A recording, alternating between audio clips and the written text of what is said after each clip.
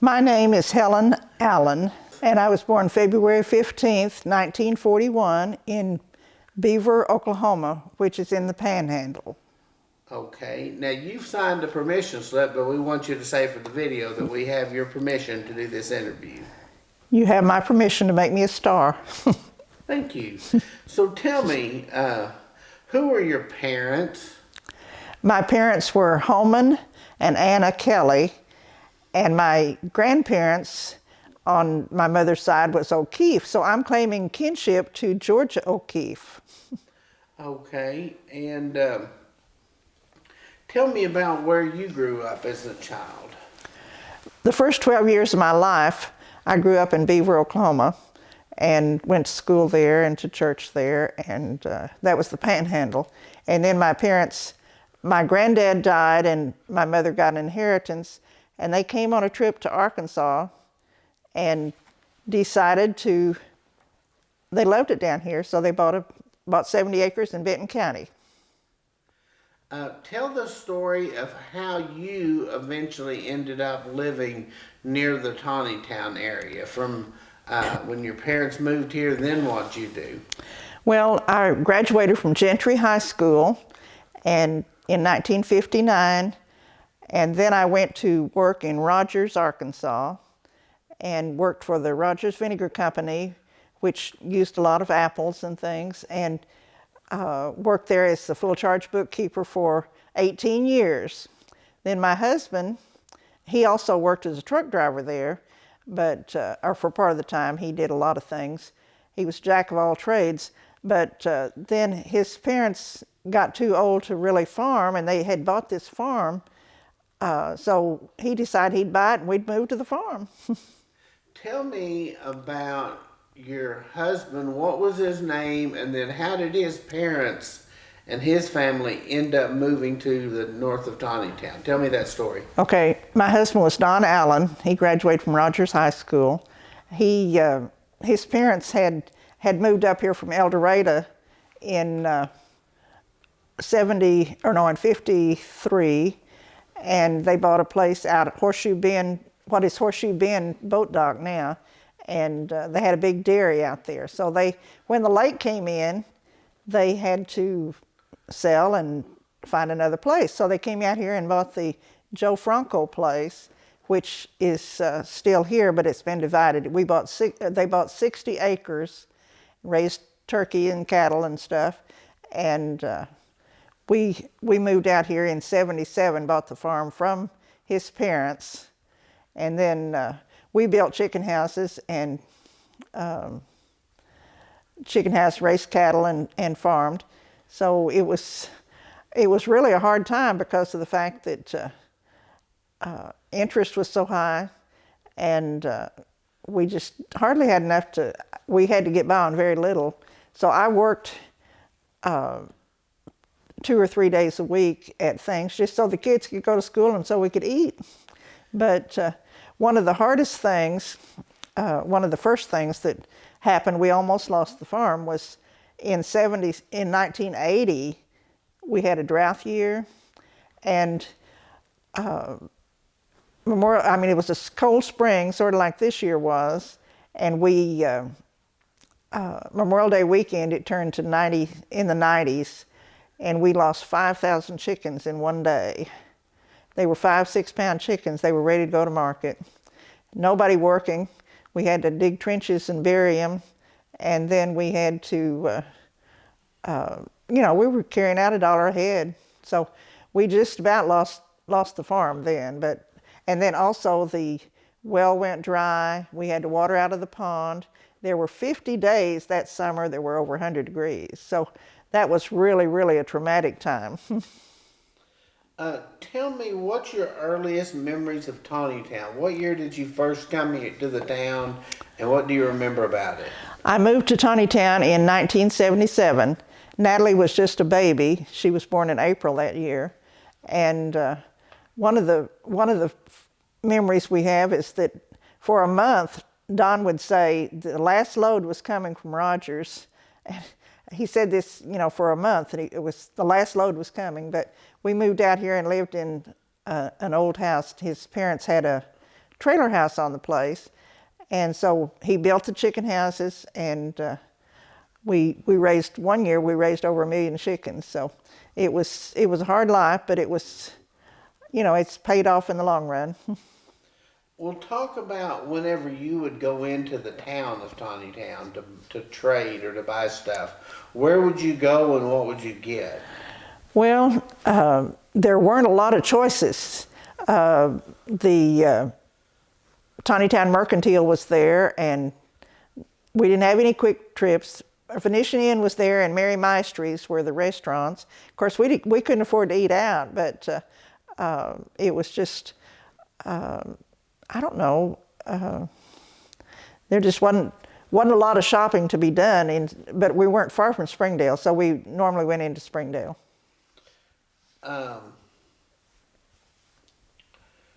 Tell me about, did some of your children, who were your children and where did they end up going to school? My children started school in Tontitown. Greg started first grade, and that was in August 14th, I think, in 1977. I was registering him for first grade. He had gone to kindergarten in Rogers, but then in first grade he was going out here, and when I went to register him for that first grade, I heard Elvis Presley had died. So this was a day I'll never forget. Then my daughter she was just a baby, so she didn't start for another 5 years, but they both Greg went through 6th grade, and Natalie went till they closed the school in 85, I believe. She was going into 4th grade. What was the school like for your kids and for as a parent taking your kids there? What was it like? It was wonderful. We had, the school was wonderful. We had six grades and had the best teachers in the world. Miss Mabry, I wouldn't care if my kids had her all through school, but they didn't. They had her a big part of their grade school lives, but anyway, all the teachers were good teachers, and we worked with the PTA and stuff. We sold T-shirts at the Great Festival. We just were really busy, and all the parents knew everybody. It was just a big community, which was wonderful. We just hated it when the school closed, so that we didn't have that fellowship anymore. Now, a lot of the people that we've interviewed said that the nuns were the teachers, but talk about how that had changed and what the culture at the school was like. Yeah, they said that, there were no nuns at the school when I started in 77, or when my kids started in 77. They said that they had been Springdale Public Schools for years, and that it was just as long as the parents supported the school, it would stay open. But that ended because of the fact that when they got classrooms open in Springdale, they moved them to Springdale. But the teachers the Springdale school system, which we'd always been a part of, were really glad to get these kids because they had such a good understanding of things. They were good students, and the teachers really reveled in getting the kids from Tontitown. What was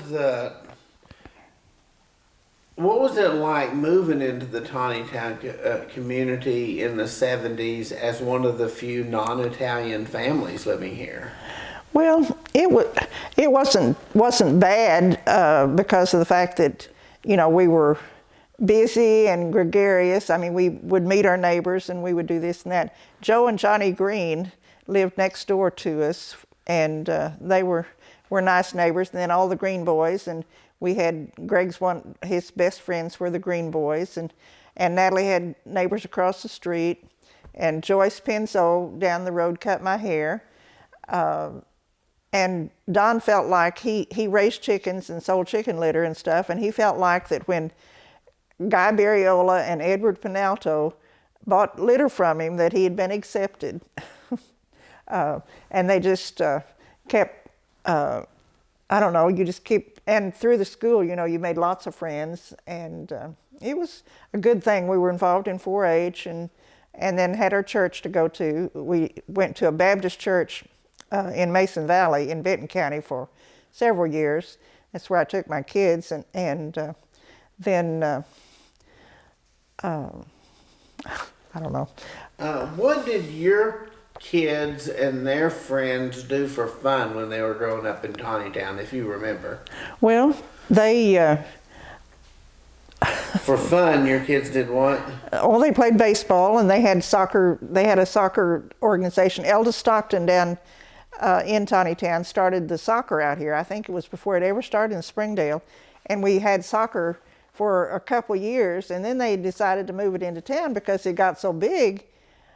But Springdale was too far to go for us, so when it left Tontitown, we didn't continue. But anyway, they had Little League, or T-ball was my favorite sport, and both of them got to play T-ball right up by the Knights of Columbus Hall. And then we just they had lots of friends, and they'd come and play baseball, and they'd go camping, and they'd go do this and that, and walked over the whole area. They'd swim down in the creek down at Elm Springs, and just things that you can't do anymore. But we didn't, we weren't worried about them because it wasn't a dangerous time in their lives. What about you and your husband? What would you do for fun when you moved to Tontitown? I don't know. We had any time to. We had the farm, so we were tied down with 100,000 chickens and cattle and stuff. But we did go weekends. We would go float trips or something, or between chicken batches. And if we had a vacation, we didn't really have vacations, but he was a pilot, and so if we had a few days off between batches of chickens, we would fly someplace, and we went to the beach. We went to Biloxi one year, and we went to western Kansas. We flew several places just on a spur of the moment trip, and had a good time. But our float trips were really good. I still have the canoe that we bought before we left Rogers, which was in the 70s, and it's still in good shape. And then I was in sorority for 50 years. I've been in sorority for 50 years, and we had our sorority friends and friends from Rogers. They'd come out here and have trap shoots, and we just kept busy. What about music? You mentioned that you may have had a history of inviting people over for playing music. Tell me when that started and how it's continued. Well, Don had played when he was in high school, but then he'd quit for years. He didn't quit. He didn't start back probably until he sold the farm, which was 2000. We sold off a lot of our property, and he started playing with, and his first singing partner was Chris Bunce from Gentry. They were chicken, they had both raised chickens and got acquainted through the chicken organization. And then they started playing, and it just revolutionized into where he was playing 3 or 4 days a week or nights, and it was his main passion. He could play for midnight, wouldn't stop him. I mean, it was. And then we went to Mountain View for music festivals and things, but we have it. When we built this shop house, he built it so it was good for inducive for company and stuff, and we had jams out here, and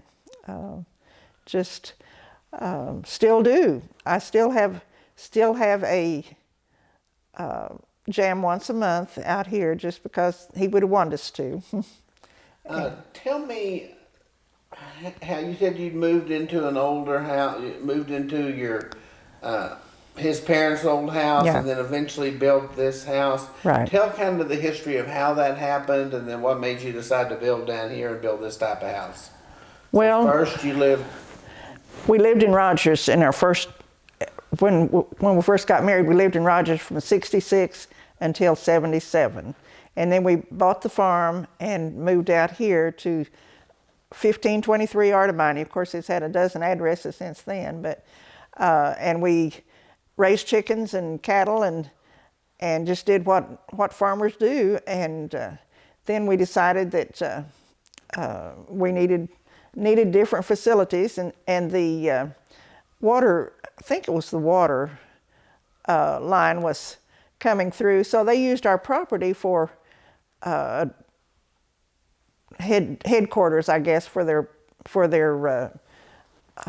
pipe and their supplies. And so they decided, I mean, Don made a deal with him, and he said, well, we won't charge you anything. And so they said, well, you can have all the dirt, all this and that. So they gave us all the fill for our house, and did a lot of the, let us use the equipment and stuff. And so that saved us a lot on building this shop house. But this is something Don had dreamed about. And so he had a metal building, 60 by 80, put up, and then he finished it out himself. But the concrete was the most expensive part of it. But of course, we saved a lot by not having to do the fill and stuff. But anyway, he designed it and did a beautiful job. It's something that's comfortable for any size group. We had 108 here for our anniversary party, and we have parties more than one. I mean, we've had lots of entertainment. Talk about the trim. You said he did some special things in the kitchen to cover the trusses. Talk about that. Okay. The trusses, metal trusses, aren't very pretty.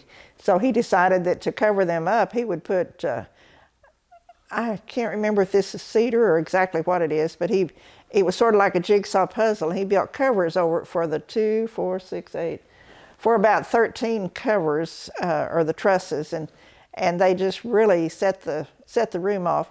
And then he did all the painting, and just, I don't know, we have cork on our floors, and we have, I don't know, there's just a lot of different things. The kitchen is big, but you're in open space, so you have access to the whole thing. You're not shut off when something else is going on in the house. You're just part of it, and that's a good thing because it's just got wide open spaces. Tell me about the 4-H group that you were involved in. What was it, and what all did y'all do? Tontitown Harmon 4-H Club. I had been in 4-H in my younger years. I was a state poultry judge, and we won trips to Chicago and places. So I was in 4-H for several years in Benton County. And then after we moved out here, I decided that I would like for my kids to be involved. So we started a chapter, and it was Tontitown Harmon 4-H Club. So we met first in the Harmon Methodist Church, and then we met at Tontitown Fire Station, and then we met at Elm Springs Schoolhouse for the probably 15 years that I was involved with it. I got my kids through it. They did trips to D.C. and to different places, but they had just lots of, and camp, the 4-H camp down in Ferndale, Arkansas was a beautiful place.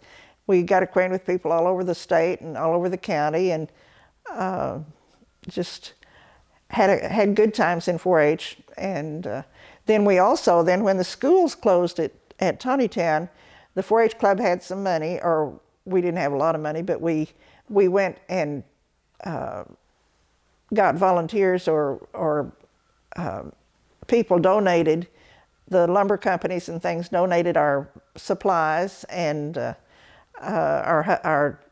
dads in the club built the pavilion. It's the one right on 412, right at the road, and it's held up very well because this was like in '85 that we built it, and there's still many, many people use it. So we were proud of that.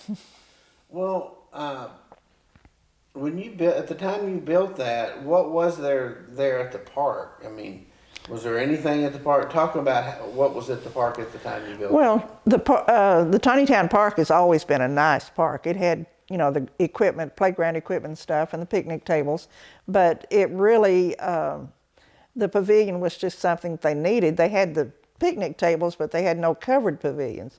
So since that time, we built the rails around the pavilion and stuff, and it was very well utilized by the community. Since then, they've built 2 more, I think, and then they have the bocce court and stuff that they've built since then. So it was just a nice asset to the park. What do you remember about the Tontitown Grape Festival? When did you and your family first go, and what was it like? Well, I'm sure we probably went in '77, the year that we moved out here. And then when the PTA and stuff had, we had sold T-shirts. The Tontitown Grape Stompers T-shirt was designed by Miss Mabry, who was one of the teachers up there. And she just really was such an artistic person that I wouldn't have cared, you know, if my kids had had her forever. But we went every night to the Grape Festival, and of course it's grown too. One year at the Grape Festival, we had a Labo lady here. She was a chaperone, and she was a dancer in Japan. So she entertained up at the Grape Festival. And then another year we had our Japanese boy, who was just 12 years old, and he just was fascinated by this area. So we got to show world culture at the Tontitown Grape Festival. Tell me about, you said you had a Japanese boy. Who was he and why was he here? Well, this is a Labo program that Japan has. They start their kids over there with a savings account when they're babies. And if they have a chance to come to the United States, this puts them above the rest of the group. So they start this account, and a lot of them are 12 years old when they send them over here. And they come for 1 month in August because they don't have school. That's the month they don't have school. This boy was 12 years old, and his parents owned a taxi cab company in Hiroshima. So they were pretty wealthy. They had a whole house and this and that. But he came and he went down to the chicken house and looked in, and he said, my husband said it didn't sound very nice what he said, but he was flabbergasted by all the chickens in the chicken house. And he'd come and look in the freezer, and he just couldn't believe how much food was in there. He gained 10 pounds in the month he was here because of the fact he liked it. But the kids in the neighborhood, it seemed like I had 100 kids for drinks and stuff all that month, because they'd come and they'd play baseball and they'd do this and that. They'd go swim, and he had never been able to swim just in a regular pool, but he didn't know how to ride a three-wheeler, even though they're made in Japan. And so he learned lots from him, or from the kids and from all of us, but we learned a lot from him too. And then later on, 3 or 4 years later, we had a chaperone that stayed with us for a month, and she was just fascinated by everything. She was even interested in the cow patties in the pasture and this and that. But she had shopped, her daughter was in California with this Labo program, and she had shopped for her son because he couldn't come. So she'd bought him a bicycle, and she'd bought him this and that. And then she went to Kmart, and she could bought him cheaper here. She said next time she was bringing empty suitcases and taking them back to Japan.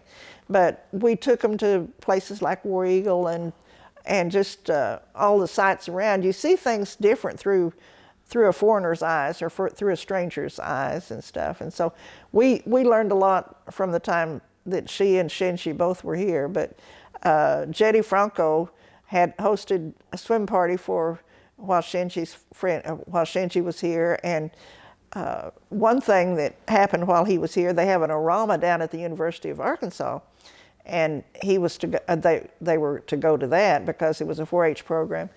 And Shinji took 2 cameras, and he got one of them stolen.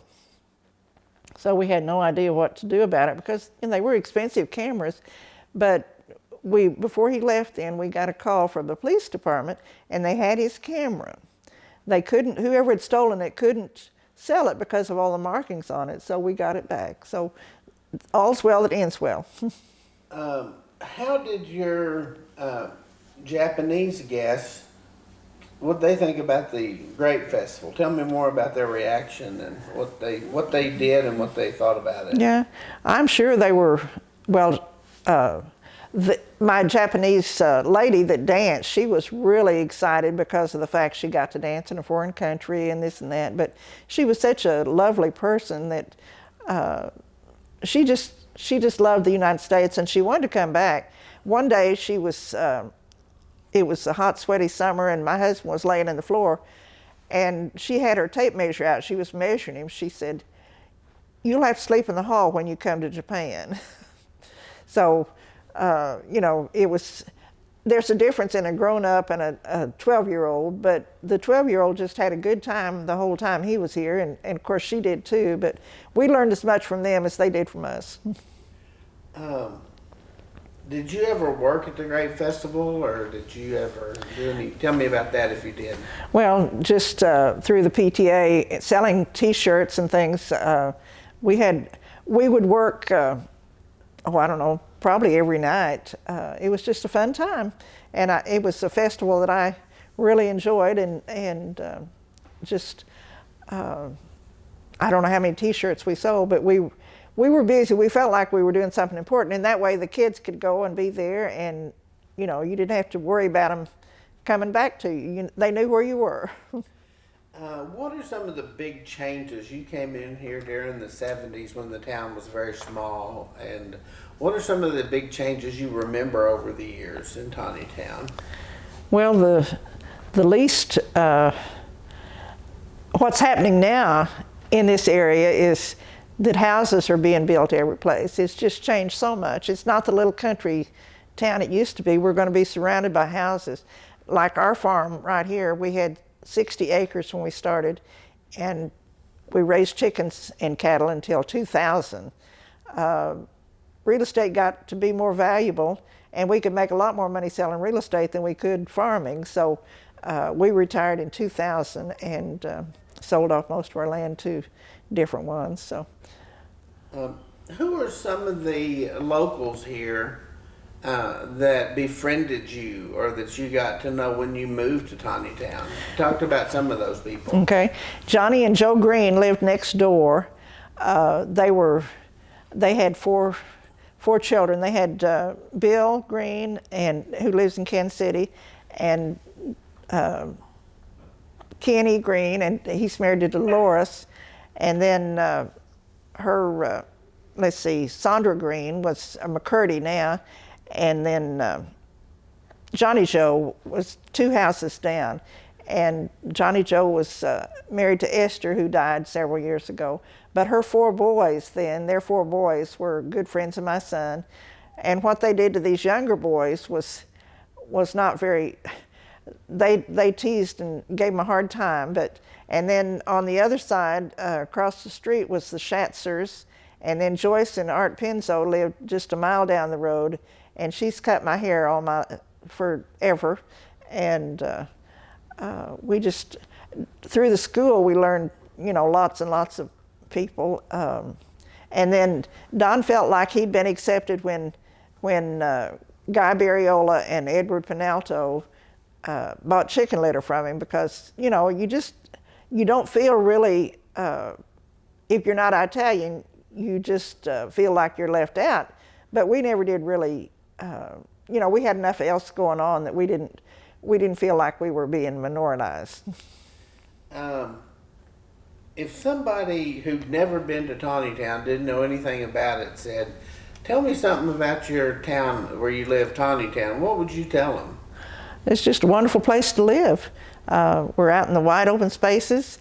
I mean, I feel like I'm in the country, but I'm not. I'm surrounded by everything. Northwest Arkansas has really changed, and we're just part of the Northwest Arkansas community, but you still have your privacy, and you still have, you know, you can, got a beautiful park uptown, and close to 412. We're 2 miles from 412, and we have,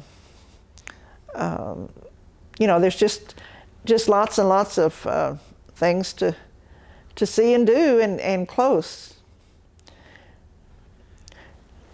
We're 15 miles from Siloam Springs, 15 miles from Rogers, 10 miles from Bentonville, and 10 miles from Fayetteville, and 5 from Springdale. So we're in the middle of the whole community, and it's handy when you want to go to the hospitals or anything. But Tontitown has grown so much now, you don't have to go away to eat. I mean, there's lots and lots of restaurants and things. So it's just a good place to be. If someone came to you and said, "Tell me about what are the best places to eat in Tontitown," what would you tell them? I guess that I would tell them that don't go out to eat on Monday nights because there's nothing open. That's usually when we had our company, was when they'd come in over the weekend, and we'd try and take them out to eat on Monday, and there wasn't anything open. But it's still, Venetian Inn has been here forever, and it's a good place to eat. It's just 2 miles away. La Palmas is good, and Jose's, and of course Mary Maestri's is gone, but it was a namesake, you know, it was a historical event. I mean, you know, people came from all over the country to eat at Mary Maestri's and Venetian Inn, and everybody that went to school down at the university, that was their highlights, was the Italian restaurants at Tontitown.